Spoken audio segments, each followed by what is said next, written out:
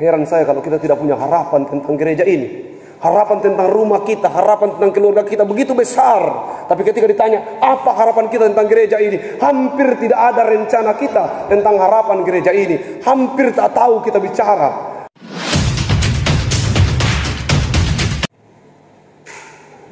Dengan judul harapan yang kokoh. Apa harapan saudara tentang jemaat Hosiana Salukalando ke depan? Ada yang mau jawab? Ya? Setelah sawitnya berhasil.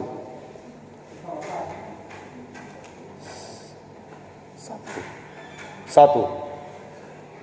Oke, ada dua pertanyaan. Itu pertanyaan pertama. Pertanyaan yang kedua adalah, apa hayalan saudara tentang jemaat Hosiana Salukalando ke depan? Ya.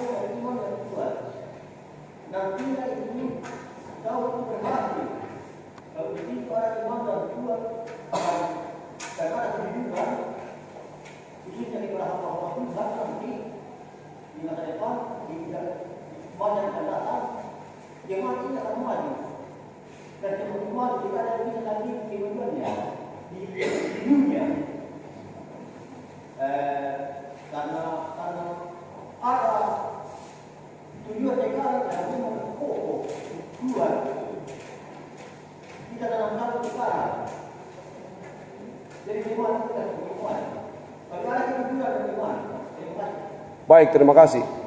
Ada lagi? Heran saya kalau kita tidak punya harapan tentang gereja ini. Harapan tentang rumah kita, harapan tentang keluarga kita begitu besar. Tapi ketika ditanya, apa harapan kita tentang gereja ini? Hampir tidak ada rencana kita tentang harapan gereja ini. Hampir tak tahu kita bicara. Tentang hayalan itu memang berbeda. Hayalan itu adalah lukisan, ilusi, entah tercapai atau tidak. Tapi kalau kita bicara harapan, harapan itu sudah kita tanamkan sekarang. Begitu besar kerinduan kita bahwa harapan kita kelak gereja ini sesudah pendeta Pasma, sesudah pendeta siapa lagi, itu baru akan dinikmati. Sesudah orang-orang yang sudah tua ini tidak ada, mereka akan diceritakan sebagai orang-orang yang telah membangun harapan yang kokoh. Bukan kita yang akan menikmatinya. Celakalah kita kalau kita berpikir bahwa semua yang kita kerjakan hari ini untuk kita. Orang yang berpikir bahwa akad yang napatinnya ke anu della nasaru lamai anu mapas anu kayak begitu. Celaka orang yang berpikir seperti itu. Kita melakukan semua hari ini bukan untuk kita, tapi memang bagian dari kita, tanggung jawab kita, tapi bukan untuk kita.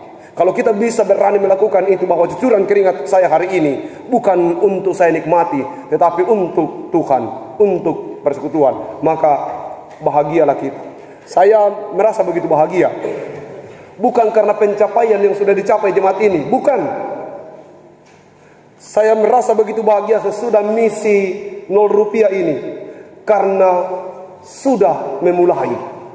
Kebahagiaan kita memulai, bukan menyelesaikan. Bagaimana itu selesai, itu urusan generasi yang akan datang. Itu kira-kira gambaran awal dari khotbah saya untuk usia jemaat yang ke-26 tahun. Harapan itu adalah kerinduan bahwa satu hari nanti orang-orang ini akan bilang begini. Saya sampaikan di Lenong, abana tiakelah tangyai Siah yang menjadi pendahulu kita, ya hancur kitemo. Abana itu bisa dua, abana tia anda satu waka. Aka anu, waktu itu dia, waktu itu dia. Kita begini karena mereka itu begini dulu, tidak peduli, tidak urus. Tapi kan kita mimpinya begini, harapannya begini. Kita begini sekarang karena orang-orang pendahulu kita itu punya pemikiran jauh ke depan. Dan kita sekarang sudah menikmatinya. Untuk memahami apa itu pengharapan, saya akan menceritakan satu kisah seperti ini. Katanya, ada uji coba tentang kemampuan tikus bertahan hidup di dalam air, dalam ember. Uji coba ini agak sadis, tapi namanya juga supaya kita mengerti, kita ilustrasikan saja. Ada 5 tikus dimasuk ke dalam ember dan dibiarkan berenang sampai mati. Rupanya benar apa yang terjadi, tikus itu hanya mampu berenang 15 sampai 20 menit, matilah tikus itu dalam ember. Lalu kemudian orang-orang yang melakukan uji coba ini melakukan hal yang berbeda. Pada saat diambil lagi 5 tikus berikutnya, pada saat mau mencapai waktu 15 menit, waktu diperkirakan tikus itu akan mati dalam ember karena berenang, tikus itu dikeluarkan, lalu kemudian dikeringkan, lalu dilap, lalu kemudian diberi kesempatan istirahat agar kuat lagi untuk berenang. Sesudah tikus itu stabil, 5 tikus itu stabil, mereka dimasukkan lagi ke dalam ember yang sama. Dan mereka berenang. Berapa lama dia bisa berenang? 15 menit, 30 menit, 40 menit? Oh tidak. Ternyata tikus itu mampu berenang selama 40 sampai 60 jam. Kenapa bisa demikian? Tikus pada menit pertama, pada uji coba pertama itu, ketika mencapai ambang batas 15 menit, merasa tidak ada harapan dan putus asa. Menyerahlah dia karena tidak ada jalan keluar dari ember itu. Lalu kemudian kenapa tikus yang pada pencobaan yang kedua itu bertahan sampai 40 sampai 60 jam berenang? Karena pada saat dia hendak mati, pada menit-menit 15 dia mendapat pertolongan, dia diselamatkan. Pada proses penyelamatan itu dia merasa bahwa ada kemungkinan untuk tetap hidup. Kemungkinan untuk tetap hiduplah yang menambah kemampuannya untuk bertahan berenang sampai 60 jam sesudah ujian kedua.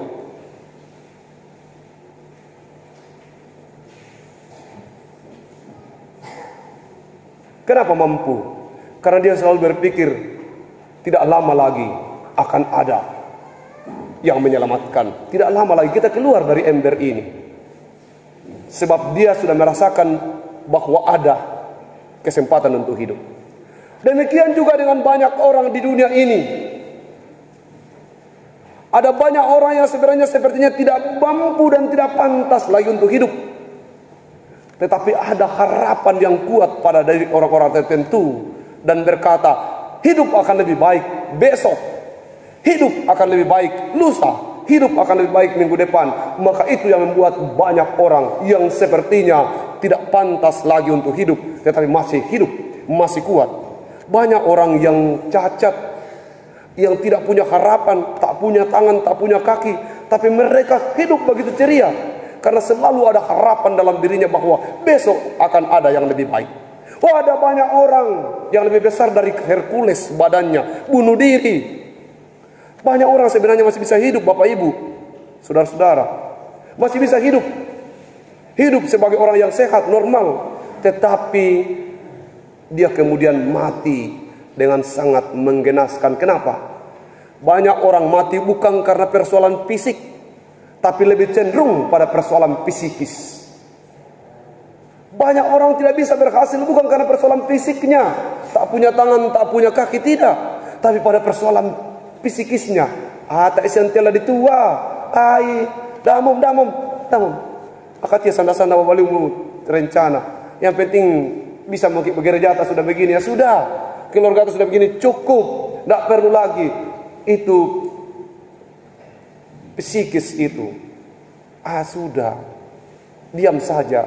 Sudah tidak mungkin ketemu dengan yang kita harapkan. Jodoh sudah jauh. Usaha terus. Akan tiba waktunya.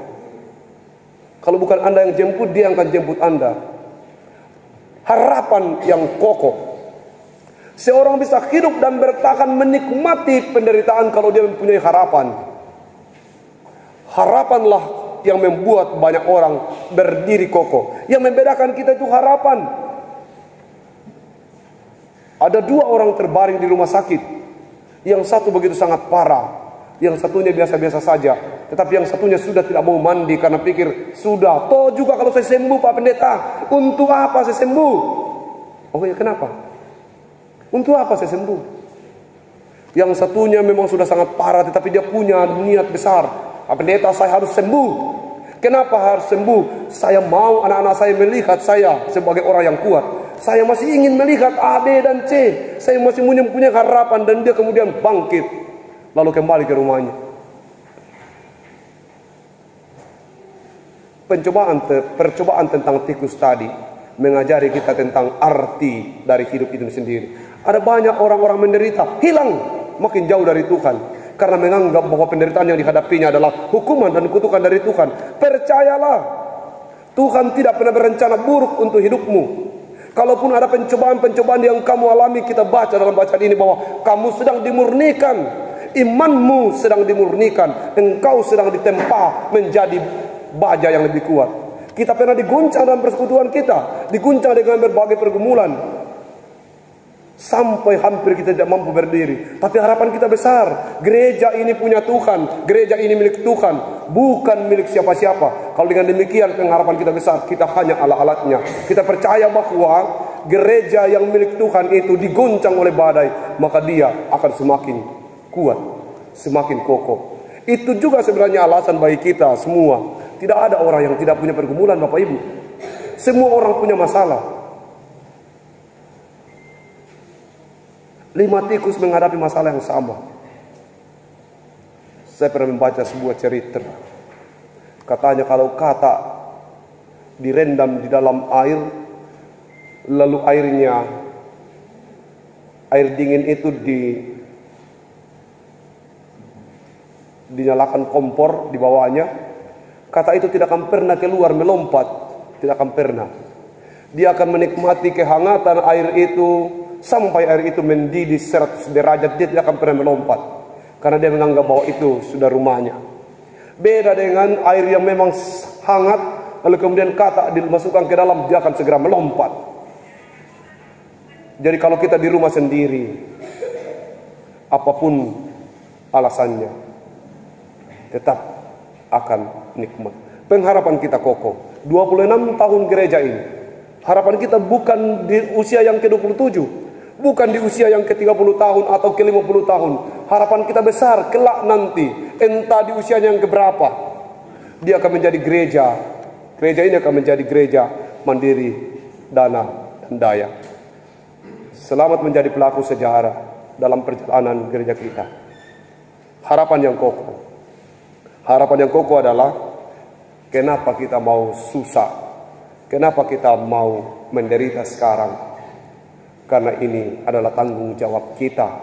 Bukan untuk menyenangkan generasi di tahun atau di hari yang akan datang. Bukan. Sekali lagi, kenapa kita harus susah? Kenapa kita harus menderita?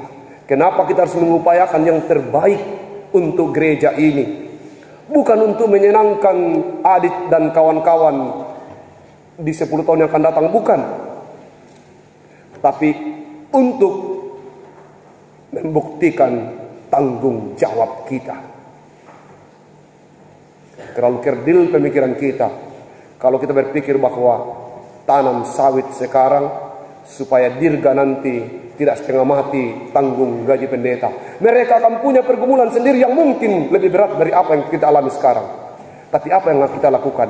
Kita sudah mempersiapkan segala sesuatu untuk mereka sebagai bagian dari tanggung jawab kita selama kita ada dalam persekutuan ini. Banggalah bahwa kita sudah memulai, dan biarlah apa yang kita mulai hari ini akan dikenang, akan diceritakan, dan akan menjadi bagian yang memaksa orang mencatat perjalanan kita sebagai pelaku sejarah yang punya harapan. Selamat ulang tahun yang ke-26. Usia sudah dewasa. Semoga kita juga begitu, dewasa di dalam iman. Semua bisa ada, tetapi kalau iman tidak dewasa, maka kita sendiri yang akan menghancurkan bangunan ini dari dalam. Kapal tidak tenggelam karena air yang banyak yang mengelilinginya, tapi sebuah kapal tenggelam karena ada sedikit air yang masuk ke dalamnya.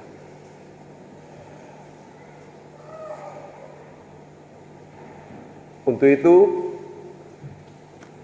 harapan kita kokoh.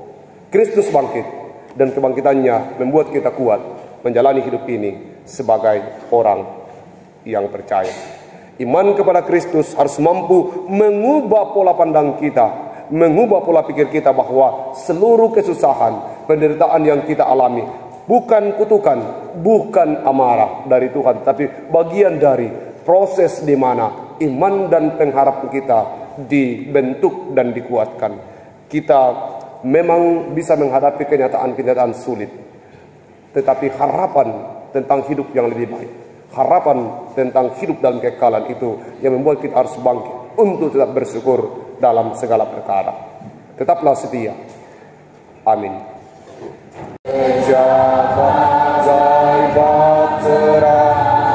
Diatur awalnya, setiap orang bekerja menurut tugasnya, semua satu padulah, setia berteguh demi tujuan yang ditempuh. Oh Allah yang menyatukan, membina, membentuk hingga